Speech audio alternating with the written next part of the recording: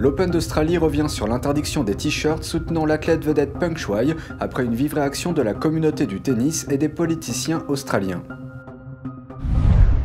Le ministère de la Défense de Pékin affirme que la Chine et la Russie travaillent ensemble pour renforcer leurs capacités militaires. Les marines des deux pays ont récemment organisé des exercices militaires conjoints.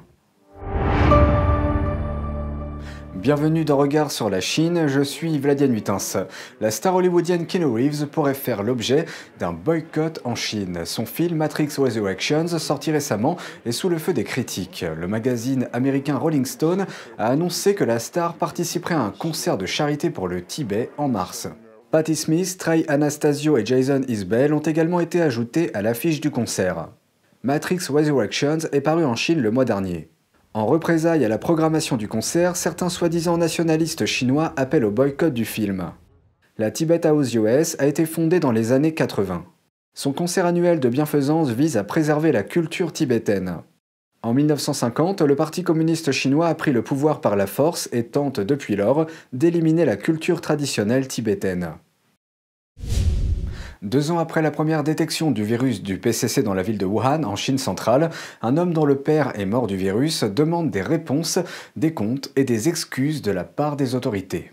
Il y a 2 ans, les autorités chinoises ont confiné Wuhan, laissant des millions d'habitants dans leurs maisons pendant plus de 2 mois. Aujourd'hui, des stratégies similaires se poursuivent dans d'autres régions du pays. À l'occasion du 2e anniversaire du confinement de Wuhan, un homme dont le père est mort du virus écrit une lettre ouverte au dirigeant chinois Xi Jinping, lui demandant d'exiger des comptes aux responsables. I have the right to express our heartfelt wishes and indignation. We demand these officials should be punished by law. We demand an open apology. We demand compensation. Le père de Zhang a été admis dans un hôpital de Wuhan pour une fracture en janvier 2020, au premier jour de l'épidémie. Il a ensuite contracté le virus et en est mort. Ce qui préoccupe Zhang, c'est que durant les premiers jours, très peu de choses étaient dites sur l'épidémie et peu de gens étaient avertis de ne pas se rendre à Wuhan. Zhang a ensuite poursuivi les autorités de Wuhan pour avoir dissimulé la gravité du virus. Mais il a depuis été victime de harcèlement. I felt that in China, as a Chinese person, if you come across a misfortune, it's very hard for you to speak out.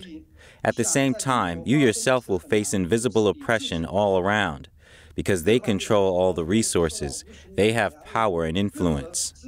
Zhang raconte que lorsqu'il prévoyait de se rendre à Wuhan récemment, 4 hommes se sont présentés à sa porte et l'ont empêché de quitter son domicile pendant quelques jours.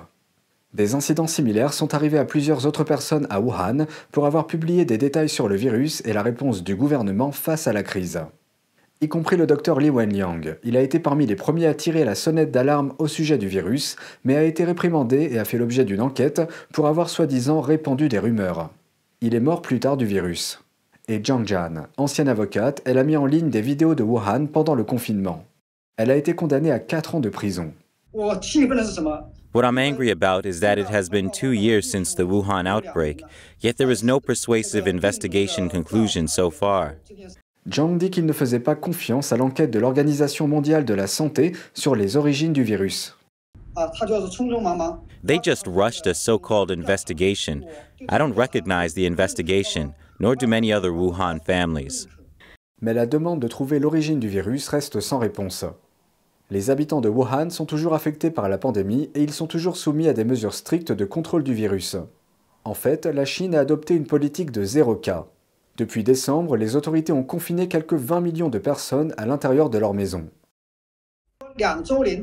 At this time, after 2 years, I appeal to all the people hurt by the virus to stand up for a fair, just, genuine, and independent investigation into the origins of the virus, so as to give an explanation to the departed. Nous examinons maintenant une enquête qui étudie le degré de confiance des citoyens de différents pays dans leur propre gouvernement. La Chine communiste est en tête de liste tandis que les États-Unis se situent tout en bas.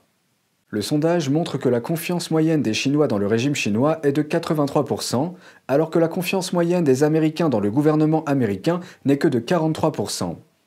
Une société de communication américaine appelée Edelman a mené l'enquête. Mais Daniel Yoping, ancien directeur pour la Chine de l'initiative sur l'état de droit de l'association du bureau américain, met en doute les résultats de l'enquête. Il a déclaré à l'agence de presse Voice of America que si les entreprises occidentales devaient réaliser des sondages en Chine, elles devraient d'abord obtenir l'approbation des autorités. Et le sondage doit être réalisé sous surveillance. Certains internautes chinois ont également réagi au sondage sur Twitter.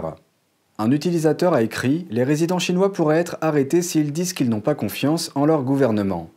Un autre utilisateur a écrit « Et les habitants de la Corée du Nord, leur confiance dans leur gouvernement devrait être de 100%, parce que ceux qui refusent de faire confiance à leur gouvernement ont dû être abattus ».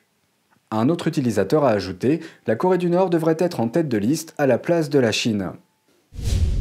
L'Open d'Australie revient sur son interdiction des t-shirts de soutien à la star chinoise du tennis Peng Shuai. Ce revirement fait suite à la réaction des politiciens et des athlètes. Vendredi dernier, un groupe de supporters s'est présenté à un match avec des t-shirts assortis portant tous l'inscription « Où est Peng Shuai ?» Ils ont ensuite brandi une banderole portant la même phrase. Peng Shuai a disparu de la scène publique pendant des mois après avoir accusé un haut responsable du Parti communiste chinois d'agression sexuelle sur les réseaux sociaux. Les autorités se sont rapidement approchées du groupe de supporters, confisquant la banderole et leur demandant d'enlever leurs t-shirts. Ils ont expliqué que les organisateurs de l'Open d'Australie n'autorisent pas les slogans politiques lors du tournoi. The Australian Open does have a rule that there can't be any political slogans. And I'm not saying you can't have those views, but I am saying that Tennis Australia sets the rules here. Mais la décision a reçu un rapide retour de flamme. La légende du tennis Martina Navratilova a qualifié la décision de faire taire les fans de pathétique. I find it really cowardly. This is not a political statement, this is a human rights statement. L'ancien numéro 1 mondial du tennis en double, Nicolas Mahut, a écrit sur Twitter que ce geste témoigne d'un manque de courage. Le ministre australien de la Défense est également intervenu. I think it's deeply concerning and I think we should be speaking up about these issues.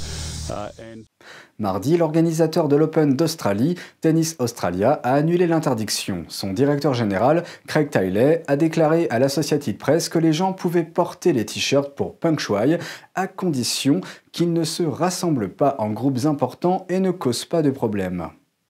A noter que l'un des principaux sponsors de l'Open d'Australie est une société de spiritueux chinoise.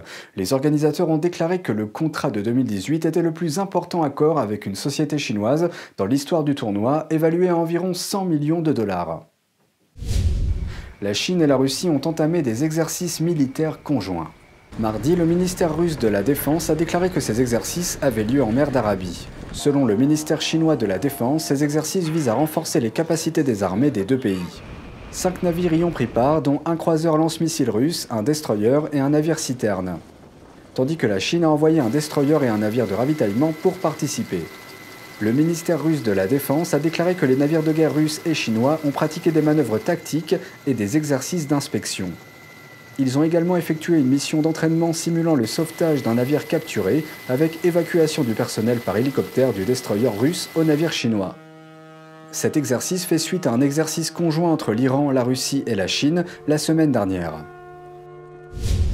C'est tout pour aujourd'hui, merci d'avoir suivi Regard sur la Chine. On se retrouve demain pour une nouvelle émission. Prenez soin de vous et à bientôt.